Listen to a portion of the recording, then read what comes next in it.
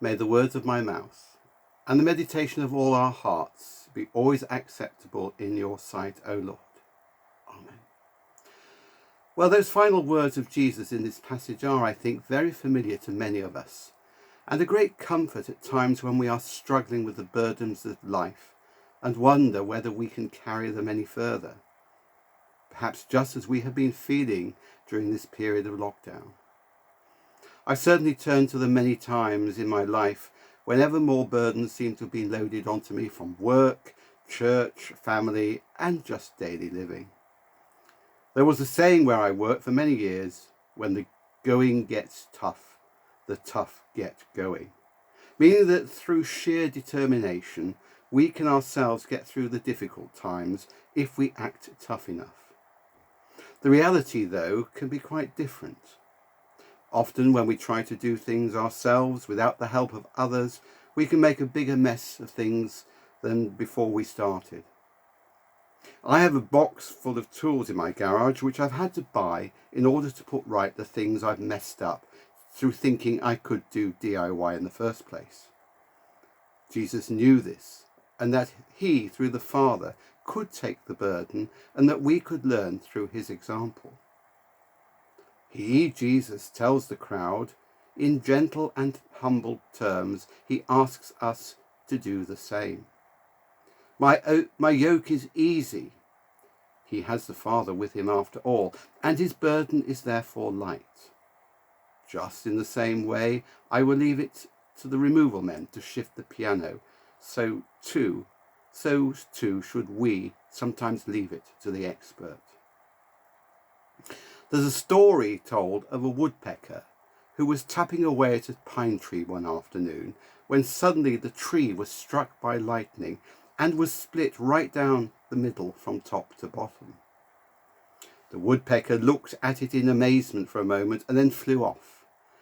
He came back later leading 9 other woodpeckers.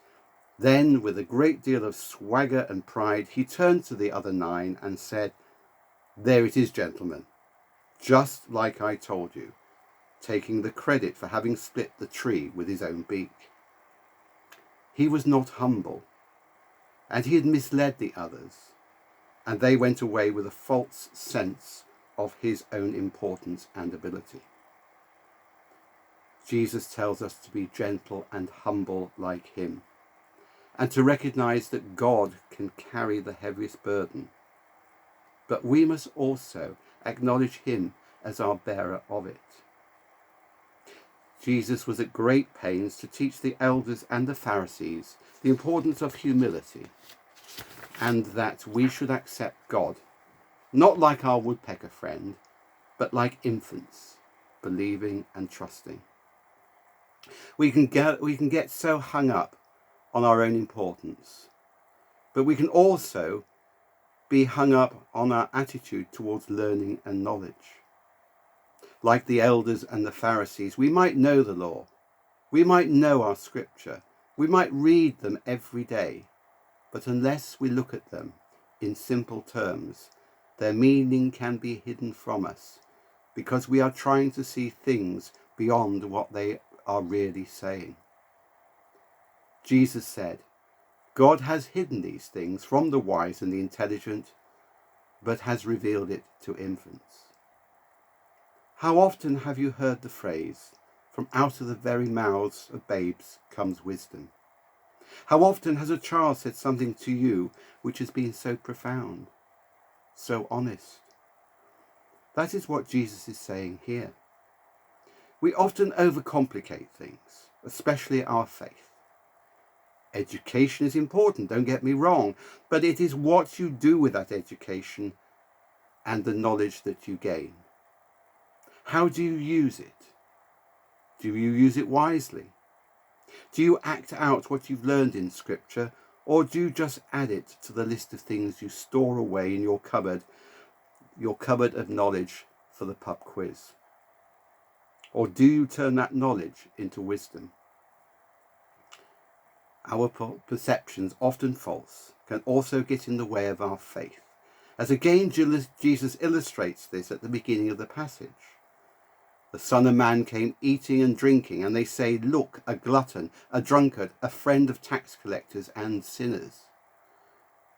Throughout the Bible, we see Jesus associating with all sorts of wrong people. Wrong people so far as the respectable elders are concerned. But Jesus' answer is again simple, like so many of his answers. Wisdom is vindicated by her deeds. How many people chosen by God in the Old Testament were wrong uns? Moses, a murderer. Jacob, a deceiver. Rahab, a city prostitute, to name just 3. James in his epistle reminds us to show our faith by the deeds we do. Not that our deeds in themselves will lead to salvation, but our deeds will come out of the faith we have and the way we show it in the way we behave. Be humble. Be faithful. Think simply. Relax and leave the heavy burdens to the one who knows how best to carry them. Just like the removal man and the piano. After all, to do otherwise is only going to make our lives all that bit harder. Amen.